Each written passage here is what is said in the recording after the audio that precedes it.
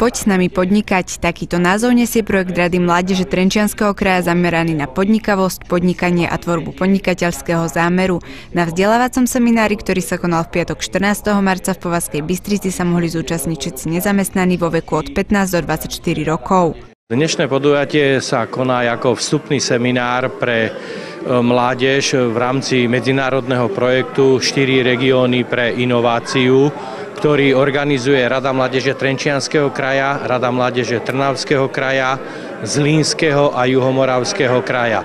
V rámci tohto medzinárodného projektu sa organizujú semináre na zvýšenie alebo respektíve na zníženie nezamestnanosti detí a mládeže. Títo mladí lidé mají určitou problematiku najít uplatnění, jak v zaměstnání, tak ve vlastním podnikání a je to taková, nechci říct vlaštovka, ale je to prostě jedna z variant, jak si toto můžou vyzkoušet, aby získali jak praxi, tak si rozšířili své vlastní dovednosti, kompetence. V Považskej Bystrici začíname dvojdňový seminár, na ktorom sa stretáva mládež z Brna, Zlína, z Trnavského a Trenčianskeho kraja. Ja pochádzam z Brna, ale tuto na Slovensku mám rodinu a vedela som, že tu akýsi seminár s podnikateľskými zámiermi a mňa to veľmi zaujalo, aj mojich priateľov, s ktorými vlastne navštevujeme krajský parlament detí a mládeže v Juhomoravskom kraji.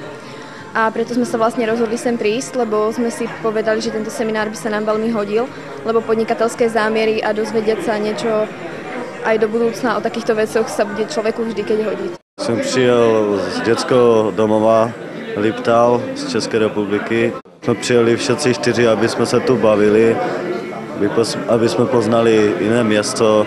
Keď budú odchádzať domov, dostanú tzv. Domácu úlohu, kde oni si nachystajú na druhý seminár, ktorý sa bude konať začiatkom júna, kde už oni budú konkrétne vypracovávať na konkrétne podmienky to, čo by chceli robiť.